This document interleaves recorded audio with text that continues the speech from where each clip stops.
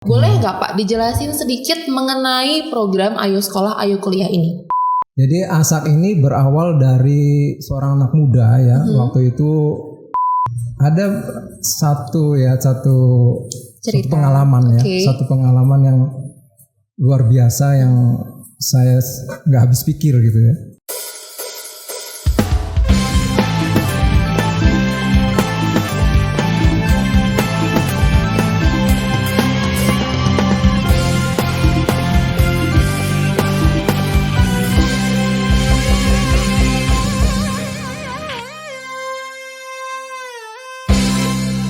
Jalan-jalan beli buah semangka, jangan lupa membeli buah persik.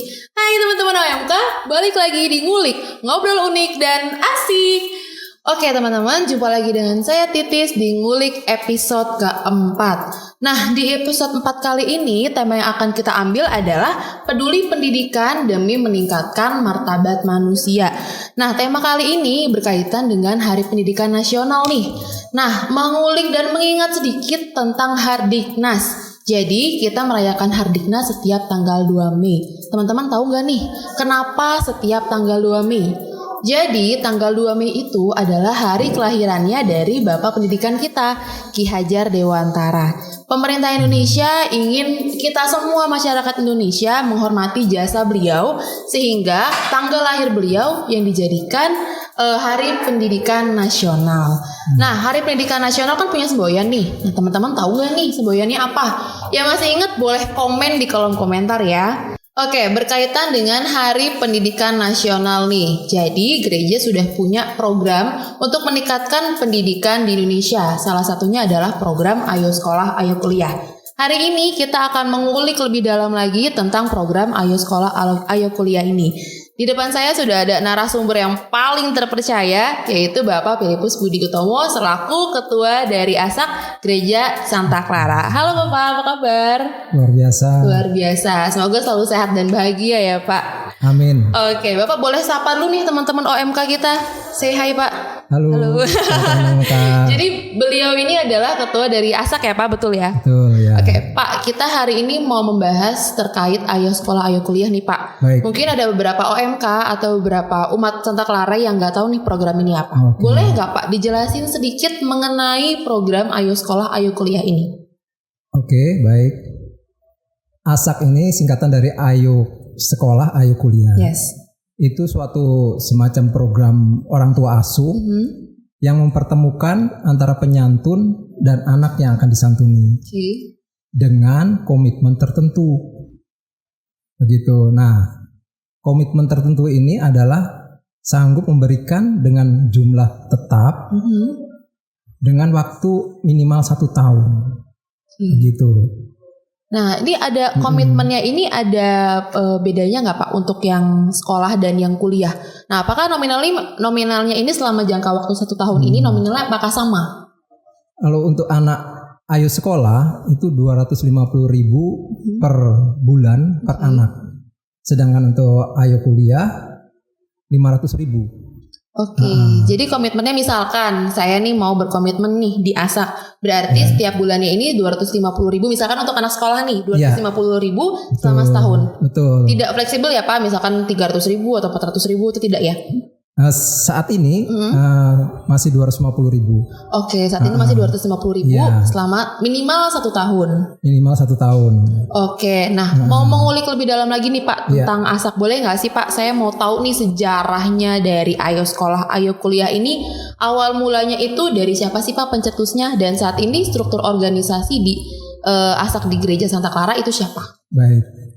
Jadi ASAK ini berawal dari seorang anak muda ya. Waktu itu tahun 1991 dia misa di suatu kapel. Nah, dia mendapat inspirasi. Nah, inspirasi itu diyakini dari Tuhan untuk membantu anak-anak yang kesulitan sekolah. Nah, akhirnya dia membentuk suatu komunitas dengan teman-temannya yang baru lulus. Wow. Nah, setelah itu dia pindah ke Jakarta nih. Jakarta di suatu paroki Satora namanya di Bojong Indah. Santo Thomas Rasul. Santo Thomas Rasul. Ya. Nah, dia inspirasi itu timbul lagi. Nah, dibentuklah Ayo Sekolah. Nah, saat itu, bertepatan dengan 200 tahun Keuskupan Agung Jakarta, itu program ini di launching gitu loh. Diadopsi oleh dibawa. Baru dibawa nih ya Pak ya? Ke Keuskupan. Oke. Nah, lalu akhirnya 2007 itu ya. Nah, 2009 timbul Ayo Kuliah. 2010 diadopsi oleh Keuskupan atau paroki lain dulu nih Pak? Dari paroki lain. 2010 dari paroki lain. Nah, Santa Clara 2013. 2013 itu pertama kali sekali ya. Iya. Berarti dari sekarang dari 2013 sampai sekarang ini sudah kurang lebih 8 tahun ya Pak. Wow, sudah cukup lama dan saya agak terkejutnya pencetus pertamanya ini bahkan dari orang muda. Orang muda Katolik. Itu baru lulus kuliah lagi. Wah, itu benar-benar mulia sekali ya. Saya boleh tahu namanya nggak nih Pak? Orang biasa panggil beliau Pak Yanto. Pak Yanto. Pada zaman 91 kuliah, Pak Yanto ini sangat menginspirasi kita banget ya, masih muda tapi sudah program ini kita bawa sampai saat ini gitu. Betul, ya Pak ya. Oke, nah untuk siapa saja sih Pak yang bisa mengikuti program dari Ayo Sekolah Ayo Kuliah ini? Ya, Ayo Asak ini diperuntukkan untuk keluarga yang tidak mampu, untuk anak-anak dari keluarga yang tidak mampu. Tidak mampu ini juga keluarga yang mengalami kesulitan kesulitan membiayai anaknya karena mungkin PHK atau orang tuanya sakit atau orang tuanya meninggal gitu ya. Betul. Jadi berarti untuk persyaratannya itu pasti banyak yang dilalui ya Pak ya? Sebenarnya nggak terlalu sulit, cuma mengisi formulir B1, B2 saja. Dan beberapa lampiran, misalnya akte kelahiran, terus kakak gereja. Gitu. Ini kalau tadi saya dengar nih ada beberapa formulir, ada formulir B1, B2 dan beberapa lampiran lainnya nih. Ini kan prosesnya cukup panjang ya Pak. Nah, ada nggak sih Pak kesulitan yang dialami dari tim Asak sendiri? Karena tadi saya cukup ini ya ada formulir, ada lampiran-lampiran. Nah, sejauh ini kesulitan apa yang dihadapi dari tim Asak sendiri? Kesulitan yang sering terjadi, pengurus ini kan rata-rata masih bekerja ya. Jadi kesulitannya memang masalah waktu. Betul. Yang paling terasa sih itu. Masalah waktu ya Pak ya. Waktu dan juga tenaga mungkin? Ya, kami masih membutuhkan banyak relawan. Wow. Relawan yang bisa mendampingi anak-anak. Gitu.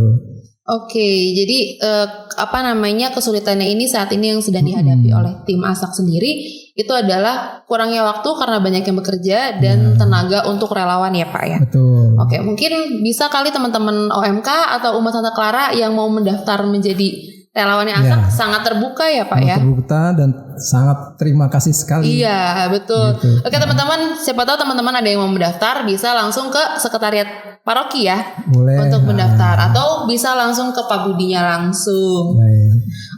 Nah saya mau tanya nih Pak, ini kan kita masuk dalam pembiayaan pendaftaran juga. Nah ini kalau misalkan anak-anak Asak ini boleh nggak sih mendaftar di tengah-tengah tahun ajaran?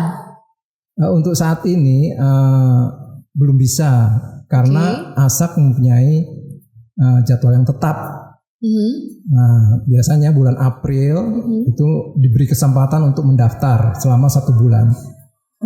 Nah, bulan Mei kami seleksi dan survei ke lapangan. Nah, bulan Juni penentuan mana yang disetujui, mana yang tidak.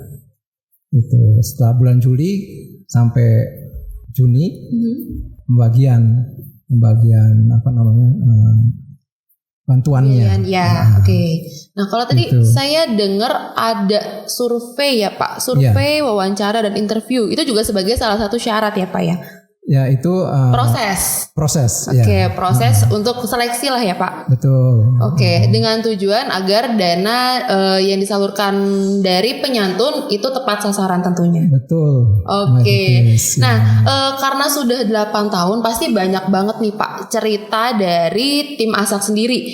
Nah, kalau saya boleh tahu nih Pak, sampai saat ini itu berapa sih jumlah orang yang sudah menerima bantuan santunan dari ASAK? Sampai saat ini sebanyak 423 ya. Wow. 423 yang masih aktif sekarang 114 anak. Itu dari 100, SD sampai kuliah. Dari SD sampai kuliah itu sebanyak 114 anak. 22 anak itu anak kuliah. 22 anak kuliah. Dengan jumlah yang segitu pasti relawannya yang dibutuhkan juga sangat banyak ya Pak. Betul, tentunya banyak ya Pak. Nah, kalau karena saat ini tim dari ASAK sendiri berapa orang Pak? Ada 12 orang. 12 orang tim ASAK-nya. Iya. 12 orang mengurus sekian ratus Betul. anak. Tentunya kita memerlukan banyak relawan ya Pak ya. Iya. Untuk membantu tim ASAK juga. Nah, kalau saya boleh tahu nih Pak, pendanaan untuk ASAK sendiri itu dari mana ya Pak?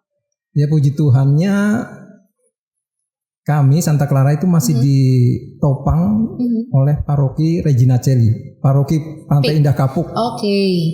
Itu gerejanya Regina Coeli. Jadi tapi ke depan saya berharap juga pendanaan dari intern ya.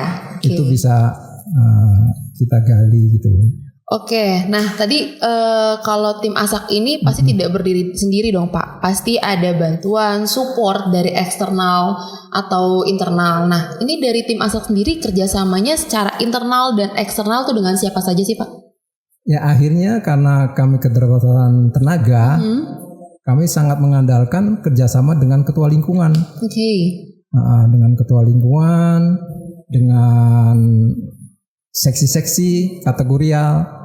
Karena untuk pembinaan anak ASAK ini itu tidak hanya intelektualnya saja kan yang dikembangkan. Betul. Dia juga harus punya kecerdasan emosional. Betul. Terus kecerdasan spiritual juga. Maka untuk saat ini pembinaan di Santa Clara ini kami titip-titipkan gitu loh. Oke. Misalnya, ayo siapa yang berminat di Misdina. Terus yang masih anak-anak, ayo ikut BIA. Ya. Nah, yang sudah OMK nih, yang udah dan kuliah, ayo ikut kegiatan OMK gitu. Oke. Kalau ini kan secara internal Pak. Kalau eksternalnya ada nggak Pak? Nah, secara eksternal kami bekerja sama juga dengan universitas. Ya, kalau di sekitar sini dengan BINUS. Dengan BINUS oke. Di Sumarekon. Oke. Terus yang lebih dekat lagi ATMI Cikarang. Sama beberapa universitas lain ya. Universitas lain misalnya yang agak jauh ya Atmajaya. Terus Kalbis Institute juga ya Pak ya. Oke. Gitu. Oke, ternyata banyak banget nih bantuan support dari internal maupun eksternal nih Pak. Nah, setelah 8 tahun Ayo Sekolah Ayo ASAK Ayo Sekolah Ayo Kuliah ini berdiri, nah pasti banyak cerita nih Pak. Ada nggak sih Pak selama Bapak menjabat sebagai ketua nih selama 8 bulan nih Pak? Ada nggak cerita yang mungkin bisa di-sharing ke teman-teman OMK? Ya, ada satu pengalaman satu pengalaman yang luar biasa yang saya nggak habis pikir gitu ya, kayak semacam mujizat akhirnya itu. Nah itu ceritanya gini, ada anak misdinar ini saya lihat aktif, terus rapotnya juga bagus gitu ya. Dia mau mendaftar di Fakultas Sistem Informasi di Atmajaya. Waktu itu saya tanya, kamu tahu nggak Atmajaya itu kalau Fakultas Sistem Informasi itu jurusan Sistem Informasi itu ada di BSD. Jadi kamu nanti harus keluar biaya kos segala macam. Betul. Nah, kenapa nggak daftar di BINUS? Akhirnya ya udah dia ikut daftar BINUS. Tetapi belakangan baru saya tahu bahwa orang tuanya tidak punya kemampuan sama sekali gitu. Nah, tapi ya sudah saya suruh daftar saja ya, begitu. Nah, saya sudah juga memikirkan ini bagaimana pendanaannya. Ada beberapa alternatif. Tapi kalau itu saya jalankan, nanti dampaknya ada. Misalnya saling iri kan. Ini dibantu semua. Full. Yang ini enggak. Nah, betul. Jadi terus pada detik-detik terakhir itu, saya ingat itu tanggal 29 Maret. Itu sudah jatuh tempo pembayaran. Nah, saya pas main di gereja. Saya ingat waktu itu jadwal pingpong saya. Wow. Nah, itu tidak diduga Romo Rey panggil saya, Pak Budi sini. Ini ada orang dari Jakarta mau jadi penyantun. Langsung spontan saya sebutin anak itu. Ini aja Romo, gitu kan. Nah, waktu itu nggak tahu kalau mau disantuni berapa kan. Ya sudahlah pokoknya kalau ada ini kan lumayan. Gitu. Nah, akhirnya malamnya saya ke keluarga itu, saya ceritakan kabar gembira ini ya.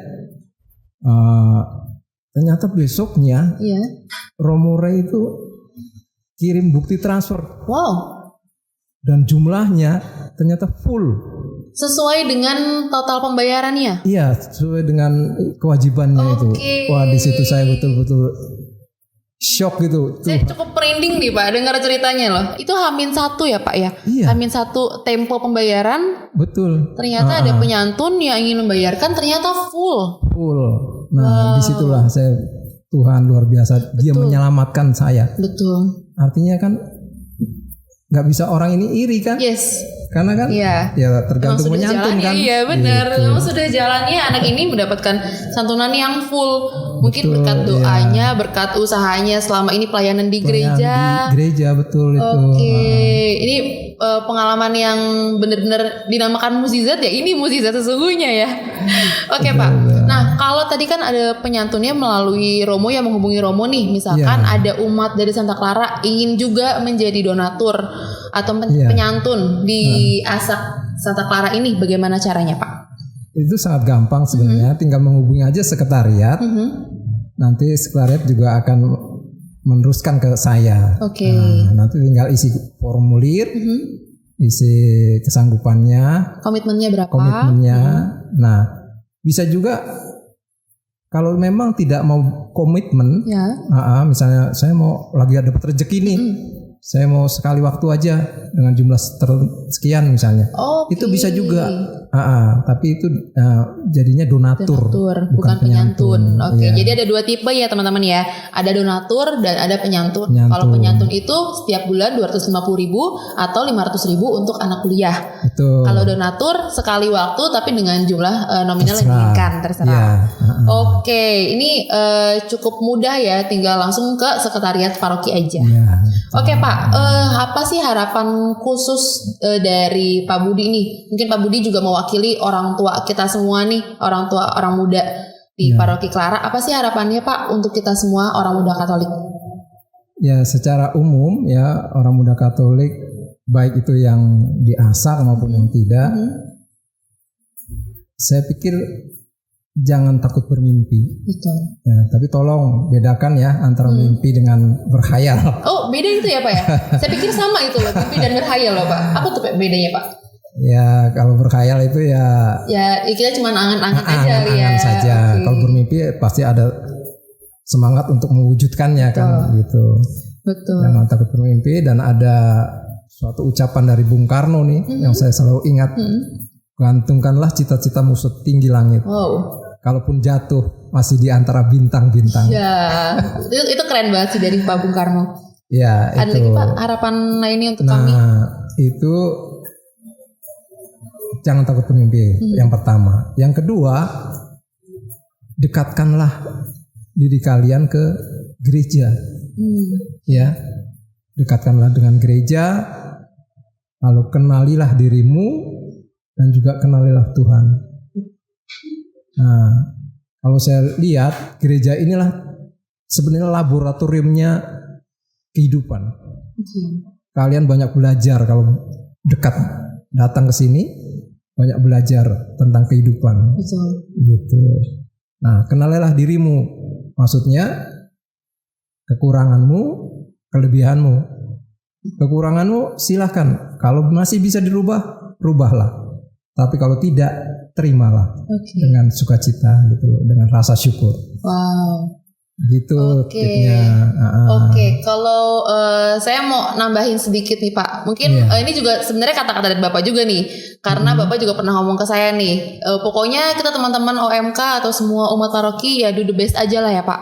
Betul. Do the best, let God do the rest. Ya, artinya kita lakukan yang terbaik. Betul. Nanti Tuhan yang akan menyempurnakan. Yes. Kira-kira begitulah.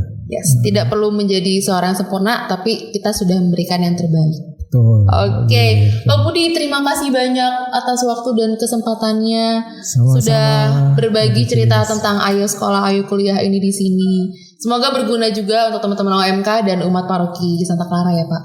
Baik, terima kasih. Terima kasih sekali lagi Pak Budi. Untuk teman-teman semua OMK Santa Clara dan seluruh umat paroki Santa Clara, kita ingin mengucapkan selamat Hari Pendidikan Nasional. Sampai jumpa di episode kelima. Bye.